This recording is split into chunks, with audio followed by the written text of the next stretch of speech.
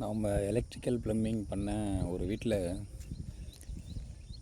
மழை பெஞ்சு இடி வந்து எப்படி தாக்கியிருக்குன்னு நல்லா பாருங்களேன். கரெக்டாக அதை பாருங்கள், இந்த இடத்துல வந்து அடிச்சிருக்கு இடி. அந்த ஒரு மின்னல் அடித்து இதெல்லாம் செதறி போயிருக்கு. ப்ளஸ் இதை பாருங்கள், இந்த எல்போலாம் எப்படி செதறி இருக்குது பாருங்கள். அங்கே அடித்த அடியில் இந்த அளவுக்கு செதறி இருக்குது. இது எப்படி இந்த வீட்டை தாக்கிச்சு அப்படின்னா, சுற்றி பார்த்தா நமக்கு தெரியும். எல்லாருதுமே வந்து ஹைட் லோ, எதுவும் ஹைட்டாக வீடு இல்லை.